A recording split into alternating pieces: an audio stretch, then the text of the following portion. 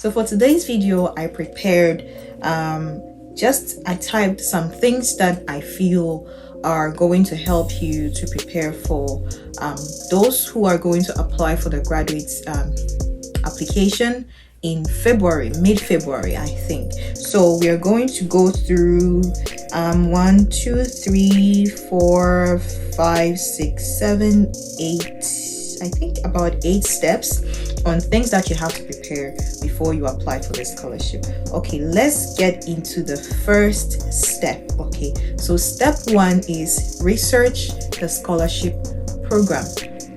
Always, I tell people in my comment section to please, there are certain things that you don't have to even come and ask me.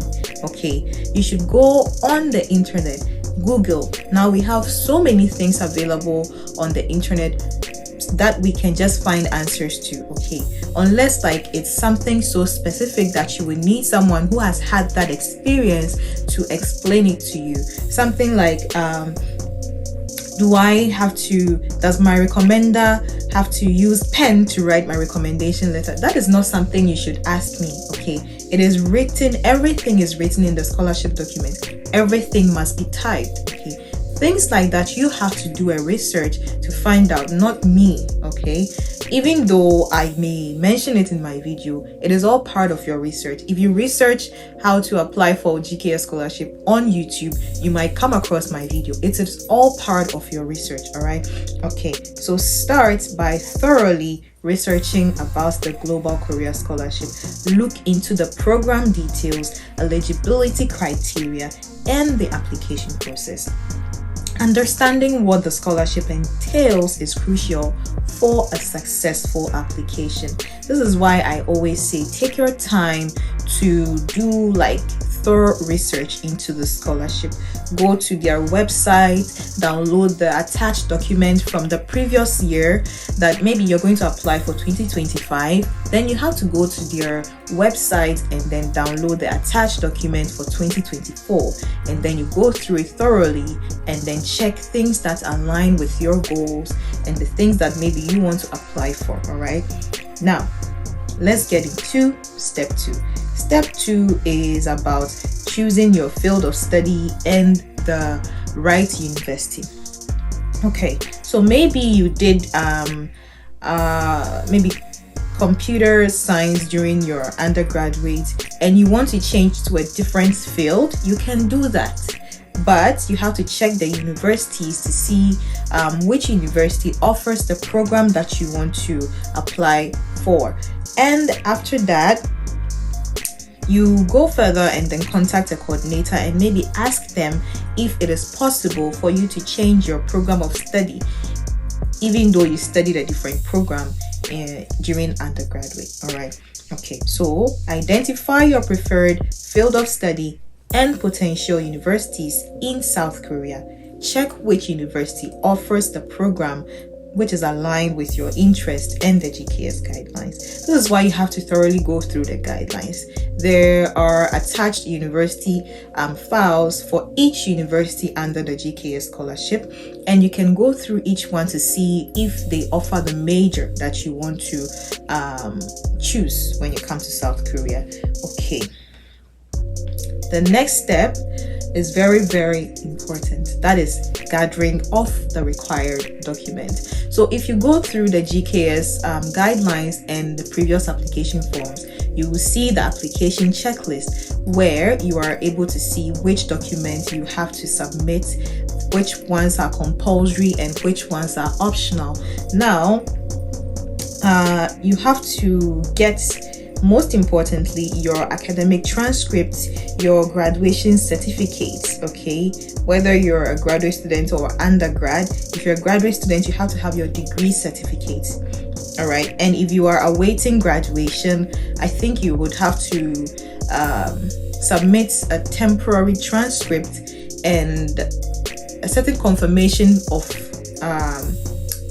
of graduation certificate, from your university, like consular confirmed or apostille document.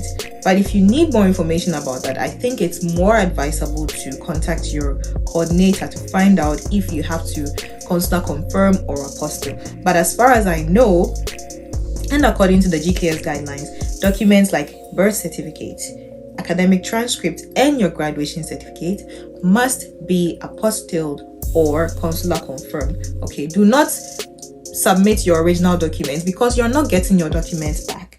That's why they say apostille or consular confirmed copies of those documents. That is your birth certificate, your academic transcript, and your graduation certificate. Okay, make photocopies of them and then consular confirm or apostille those copies, all right, and leave the original documents with you because you're not getting them back.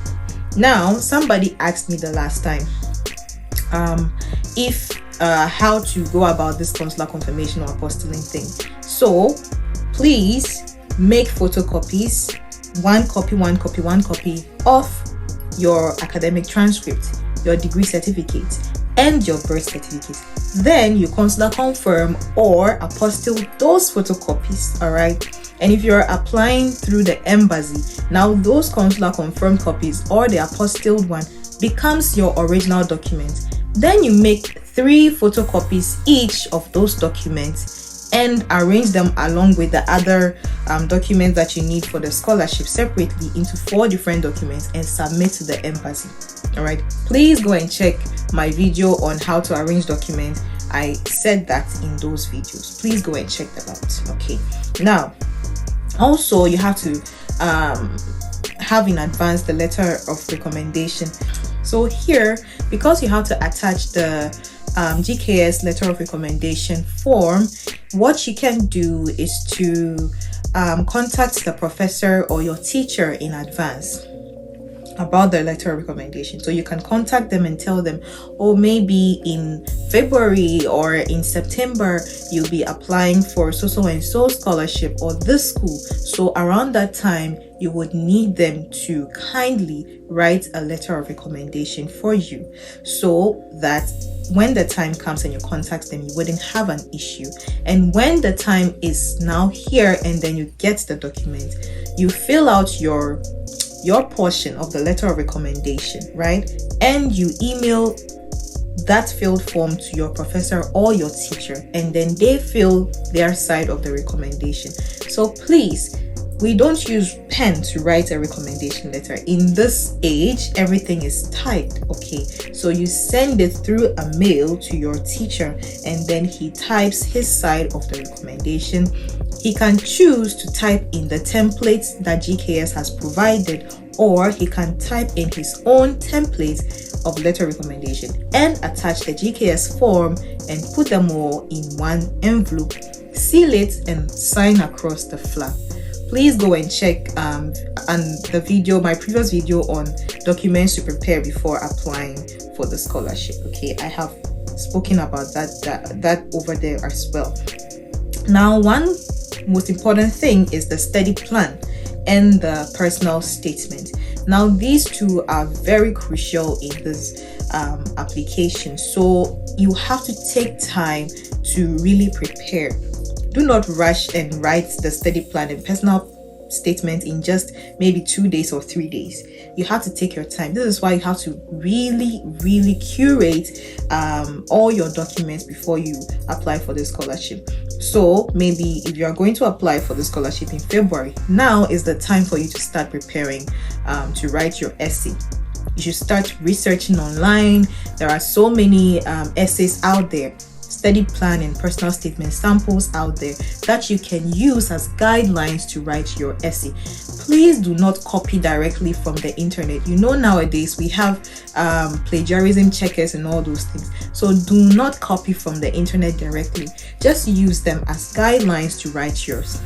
Your life is different from somebody, so you can go and copy somebody's essay and submit it as yours. If someone did that to you, you wouldn't be happy. So what you have to do is to just use them as references in writing your essay. Also, I have videos on personal statements and study plan that you can check out on my channel. I will attach all of those links in the description today.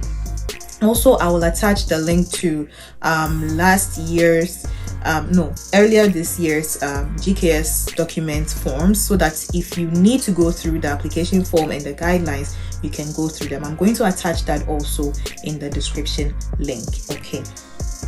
Then another document that you need is a valid passport copy. All right. So it is not compulsory to have a passport before you apply for the scholarship. However, if you have it in advance, it is a plus. Okay. So it is best to have a passport in advance before you apply for the scholarship. So all you need is just a photocopy of the biodata page of your passports. All right. You don't have to send your passport to the Korean embassy or your university, just a photocopy of the biodata page.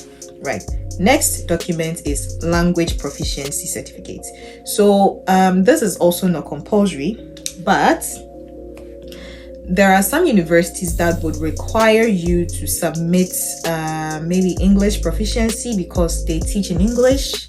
So what you have to do is to check with each university, and when you go through the university files, you see each university's requirements. So I didn't apply with any language proficiency document. I applied with nothing, but I was able to get the scholarship. So please go through the university document and then check what the requirements for each university is. Okay, right. So please make sure all your documents are up to date and meet the guidelines specified by the Global Korea Scholarship Board. Okay, that is NIIED. Okay, now let's go to step 4. We are still on the document, that is preparing your study plan and the SOP. All right, so you have to craft a compelling study plan and personal statement. Don't just write anything and submit it. If I am reading your essay and I feel like you're not being serious, I'm just gonna put it somewhere. So make sure you start so interestingly. You should intrigue your readers so that they can go through everything that you've written. Oh, this person really deserves the scholarship. All right, so please take your time to outline your academic goals, your research interest, and how studying in Korea will contribute to your future career. Be clear, concise, and showcase your enthusiasm through your essay. All right. Now we've spoken about the language proficiency document as well. So you could either have topic for Korean or TOEFL or IELTS for English. So if you really need to submit these things during the application. I think you should enroll or apply for these tests in advance before February. Okay. Now, step 6 is also very, very important. That is connection with professors or advisors and coordinators, GKS coordinators of your preferred university. I did that. I think I contacted my coordinator probably 5 months in advance to ask for some advice and maybe some materials for my department and all that. So I did that because it's a good way to establish rapport with your coordinator or professor or advisor. Okay, so it's very good to reach out to professors or advisors at the university that you're interested in. You have to express your interest in their program and inquire if they would be open to supervising your research. That is for the professor. And with the coordinator, you can ask them for maybe brochures of your department or for the university as a whole. Okay, so a personal connection with them can really, really strengthen your application, because when they see your application, they'll be reminded, this person contacted me. Okay, let me take a very close look at their application. Okay, so it's very good to connect with professors or advisors or coordinators before you apply for the scholarship. Okay.